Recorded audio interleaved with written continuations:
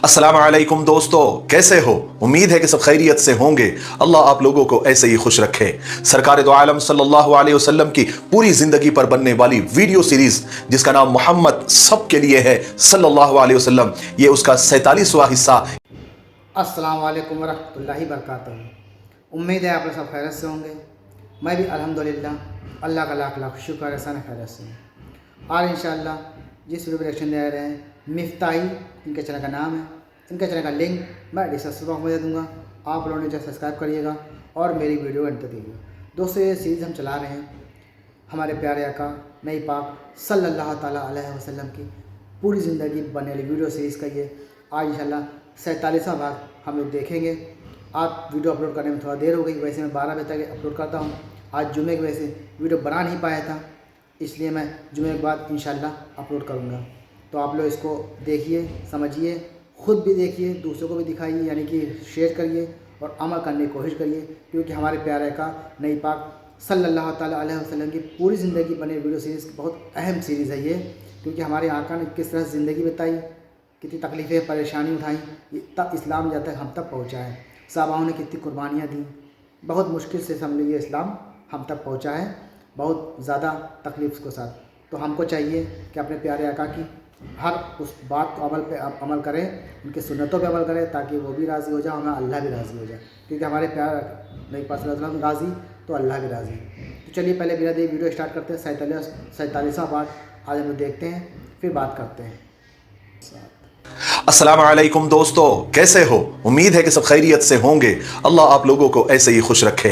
सरकार दो आलम सल्लल्लाहु अलैहि वसल्लम की पूरी जिंदगी पर बनने वाली वीडियो सीरीज जिसका नाम मोहम्मद सब के लिए है सल्लल्लाहु अलैहि वसल्लम, ये उसका 47वां हिस्सा। ये आगे सुनते हैं। तैयारियां इतनी जोरों पर थी कि जो शख्स भी बदर जाने में हिचकिचाता तो कुरैश उसको शर्म दिलाते, उसको इल्जाम देते कि वो मर्द नहीं है बल्कि औरत है। उसे सुरमेदानियां और चूल्हे पेश करते और कहते कि सिंगार करके घर में बैठो औरतों की तरह और चूल्हे पर हांडियां पकाओ, इसलिए कि अगर तुम मर्द होते तो इस तरह घर में घुसकर नहीं बैठते बल्कि जंग के मैदान में हमारे साथ चलते। ऐसी बातें सुनकर हिचकिचाने वाला भी चलने को तैयार हो जाता। यही वाकया उमैया बिन खल्फ के साथ भी पेश आया।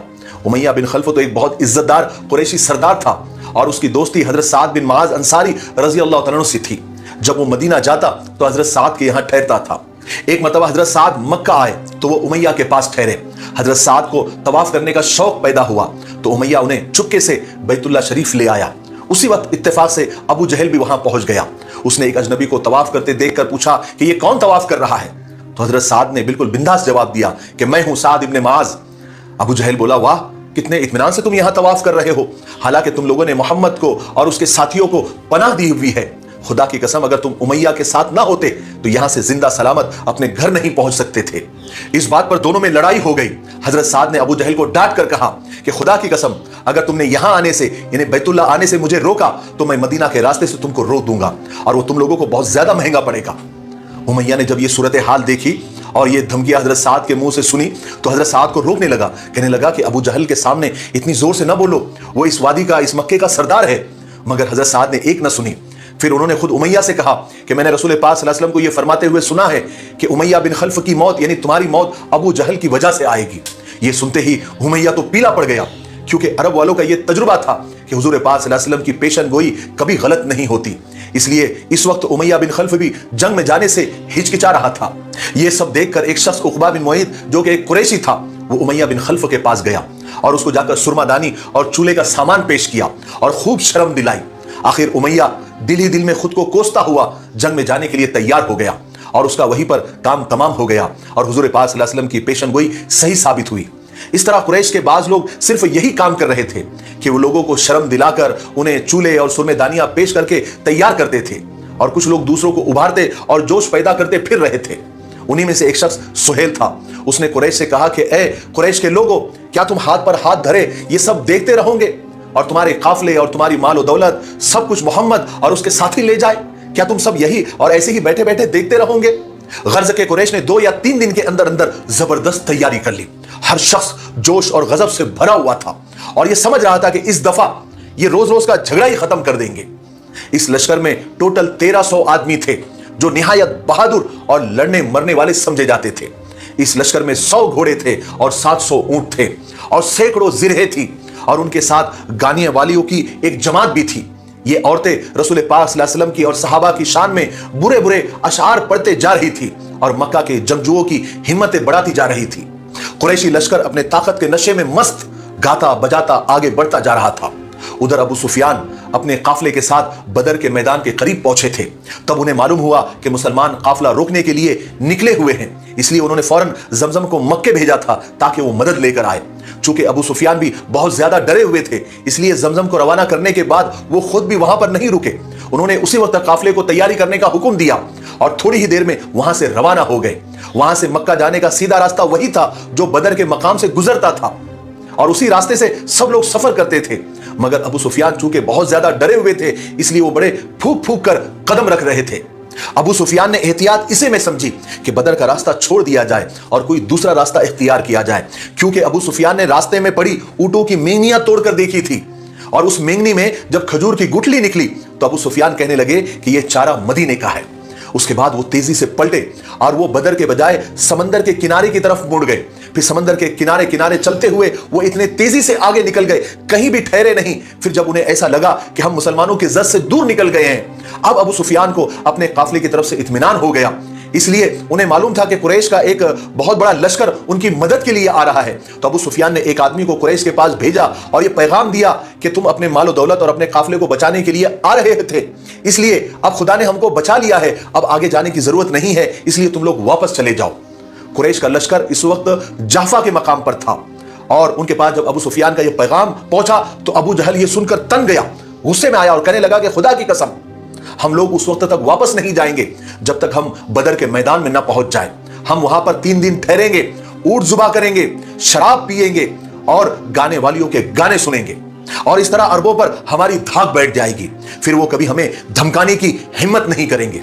लेकिन मक्का के लश्कर के साथ बनु ज़ोहरा के कबीले के लोग भी थे। उन्हें अबू जहल की यह बात पसंद नहीं आई। उन्हें लगा कि यह बात बहुत फजूल है और बदर जाना भी फजूल है, जबकि अपना काफिला खतरे से निकल गया है।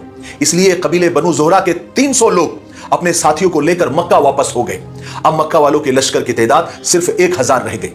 वो आदमी जो अबू सुफियान का मैसेज लेकर अबू जहल के पास आया था, अब वो अबू जहल का मैसेज लेकर अबू सुफियान के पास गया और खबर सुनाई कि मक्का का लश्कर मक्का से निकल चुका है और वो लोग वापस जाने के लिए तैयार नहीं है, वो बदर पहुंच कर ही रहेंगे। अबू सुफियान ने जब ये सुना तो उन्हें बहुत गुस्सा आया। कहने लगे, बड़े अफसोस की बात है, ये कैसी सरकशी और जिद है जिसका नतीजा बदकिस्मती ही होगी। मगर अबू सुफियान भी मजबूर थे, इसलिए कि ये लश्कर अबू जहल ने तैयार किया था और वो सरदार था, उसे कौन रोक सकता था। और उधर रसूल पाक सल्लल्लाहु अलैहि वसल्लम अपने साथियों के साथ मदीना से रवाना हुए। शहर से 1 मील के फासले पर पहुंचकर आपने लश्कर के जांच का हुक्म दिया, तहकीक का हुक्म दिया। तमाम सहाबा को आपके सामने से गुजारा गया। सहाबा में जो कम उम्र और नाबालिग बच्चे थे, आप सल्लल्लाहु अलैहि वसल्लम ने उनको मदीना वापस कर दिया और उसके बाद रसूल पाक सल्लल्लाहु अलैहि वसल्लम आगे बढ़ते चले गए। चलते चलते आप एक वादी जुफरान तक पहुंच गए। अब रसूल पाक सल्लल्लाहु अलैहि वसल्लम को यह खबर मिली कि कुरैश और मक्का वाले अपने तिजारती काफिले को बचाने के लिए मक्का से एक जबरदस्त तैयारी के साथ लश्कर लेकर निकले हैं। अब मामला बदल गया, सिचुएशन बदल गई, इसलिए कि मुसलमान जंग के इरादे से नहीं निकले थे, बल्कि वो तो अबू सुफियान के तिजारती काफिले को रोकने के लिए निकले थे। इसलिए बहुत सारे सहाबा तो बगैर तैयारी के ही निकल गए थे। चुनांचे आप सल्लल्लाहु अलैहि वसल्लम ने मुहाजिर और अंसारी सहाबा को बुलाकर एक मशवरा किया ताकि उनकी राय मालूम करें, क्योंकि अब यह जंग बहुत ज्यादा खतरनाक और खूनरेज होने वाली थी। इसलिए आप सल्लल्लाहु अलैहि वसल्लम ने सबको जमा किया और इस वक्त की ताजा हालात से सारे सहाबा को बाखबर किया कि अब जंग के लिए तैयारी करनी पड़ेगी या तो फिर वापस जाना पड़ेगा। तो सबसे पहले हजरत अबू बकर सिद्दीक रज़ी अल्लाह तआला खड़े हुए। उन्होंने यकीन दिलाया कि या रसूल अल्लाह, जंग की सूरत में भी हम आपके साथ हैं और साथ ही रहेंगे। उसके बाद हजरत उमर रज़ी अल्लाह तआला खड़े हुए। उन्होंने भी यही कहा जो हजरत अबू बकर सिद्दीक रज़ी अल्लाह तआला ने कहा था। उसके बाद हजरत मिक़दाद बिन अम्र खड़े हुए।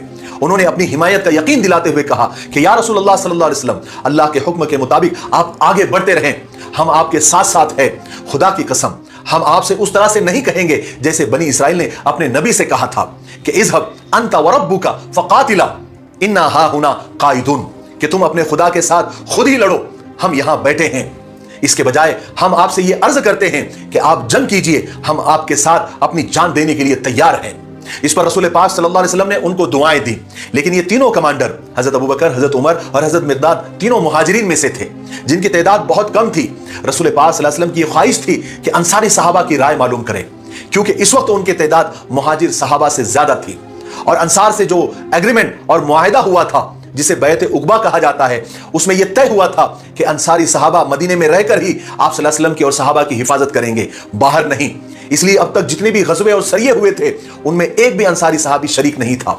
इसलिए आप सल्लल्लाहु अलैहि वसल्लम ने फरमाया कि लोगों, मुझे मशवरा दो। इससे रसूल पाक सल्लल्लाहु अलैहि वसल्लम का मकसद यह था कि वो अंसारी सहाबा की राय मालूम करें, क्योंकि वो पहली बार आप सल्लल्लाहु अलैहि वसल्लम के साथ लड़ाई पर निकले थे।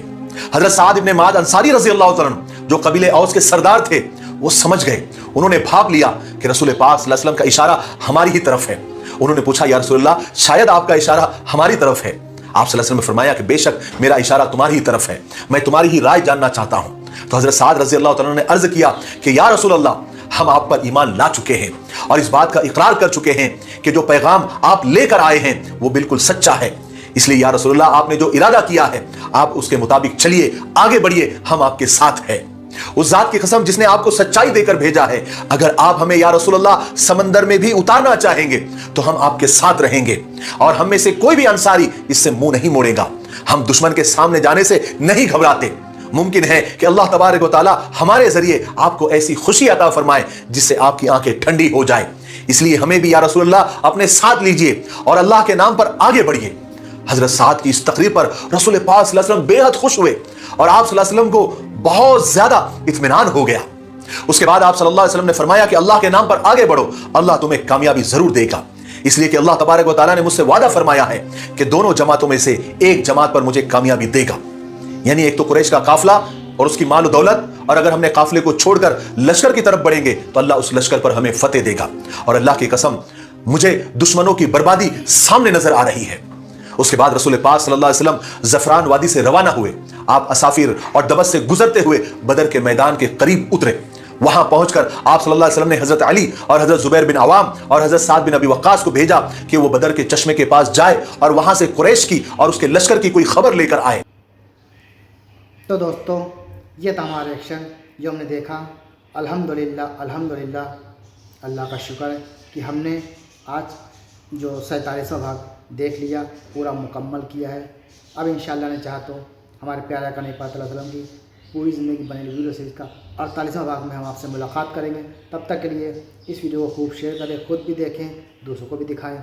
दूसरी बात, अगर किसी ने इसके पहले भाग से न देखा तो मेरे चैनल जाके शुरू से लेके आखिर तक देख सकता है। मैं कोशिश करता हूँ हर दिन एक वीडियो अपलोड ज़रूर करूँ, इंशाअल्लाह ने चाहे तो, और ऐसा करेंगे भी।